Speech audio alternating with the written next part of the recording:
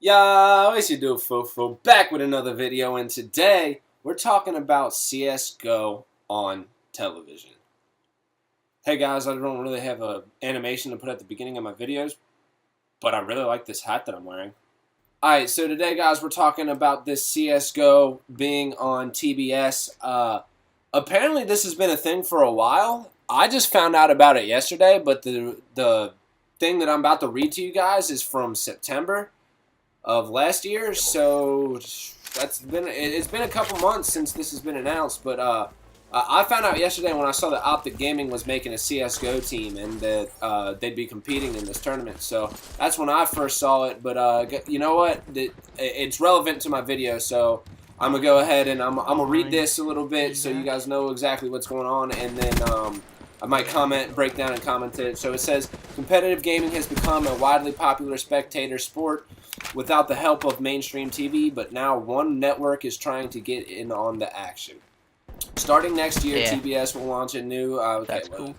The competition will run for 20 weeks a year, starting with Valve's Counter-Strike Global Offensive in the first season. So right there, that leads me to believe that there might be other games, which is good. Because the whole reason I'm making this video is to kind of prove my point that I think this is kind of something that's starting, and it will become more than just CS:GO competitive. Before each telecast, TBS will show preliminary competitions online leading up to the Friday night showdown. Players will compete for prize money, though TBS and partner talent agency WME/IMG haven't specified the amount. TBS has also considered drug testing for players following the esports leagues that have grappled with the use of Adderall to boost attention. Now this is interesting that they put this on there. I actually saw a video about this a while ago. It was some no-name person. I can't even remember who it was or what video it was, but it was about Adderall. Mine was really never now, if you guys don't know this, Adderall is fucking huge in gaming, like gigantic. Dude, as much as a lot of players use it for a boost in game because it makes you wired. I've taken Adderall before. I'm not prescribed to it. I think I've done it once or twice, and it does have an effect. So I can understand why people would use this. I've never used it for gaming, but I've never played. Yeah, I was going to actually make a video on this soon because it's a lot bigger of an issue than people think, and I kind of think that it's something that needs to be looked at. I'll comment on what I think in the actual video, but yeah, I just thought that was an interesting thing that they put in there. And it goes on and says, competitive gaming is already a huge worldwide phenomenon thanks to online video services such as Twitch. With Amazon acquiring which Amazon acquired for nearly $1 billion last year.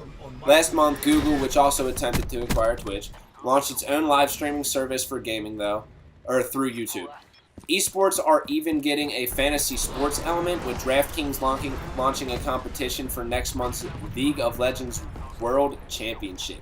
Which I saw that and I didn't know that. That is fucking awesome. I would make my own fantasy Call of Duty team if I could get enough people to play in the league with me. I don't know people. Actually, you know what? I could easily probably get that now that I think about it, because it's not people like you do fantasy football. You usually do it with people who but like in real life. But in this, like, I can use all my gaming friends to do this. So gaming research from Newzoo told the Wall Street Journal that 32 million people currently watch esports in the United States, which is pretty good lump sum of people. I've already said that it was bigger than the League of Legends World Championships was bigger than the World Series and NBA Finals.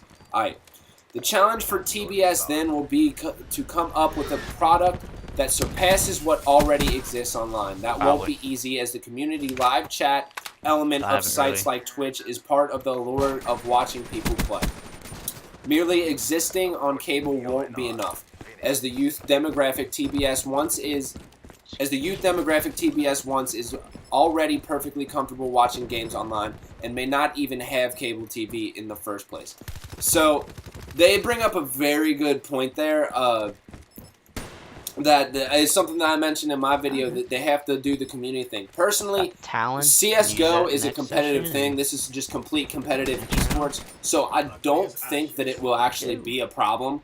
I don't think that the community-based thing, because if you ever watch like a Call of Duty Alpha or Bravo, I never even pay attention to the chat. I usually don't really pay attention to the chat anyway when I'm just watching videos because I'm not too worried about what other people say. But if you're watching like an actual tournament and looking at the chat, one, it's going too fast for you to really read anything. Two, most of the people are just spamming. Three, it's just what people say on there is stupid. So the whole community-based thing for a competition as big as this, I don't really think it's going to matter, but it might. We'll have to see what that is. Then it goes on to say, why does this matter? Not that esports needs validation at this point, but its arrival on primetime TV is still a big milestone for competitive gaming. If TBS can pull off a polished production, it may grow the esports audience even further. Still, it's best to keep expectations in check.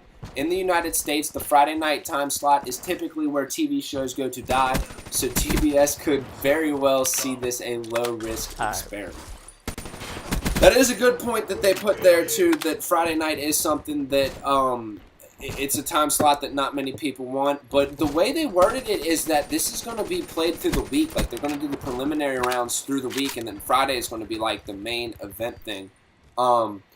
I never really expected an esport to just come out and automatically dominate, get, like, a Saturday night or Sunday night time slot, like, where all the big football games and stuff like that are on, but I think this is definitely something that I like. I wasn't even expecting to get a Friday night time slot.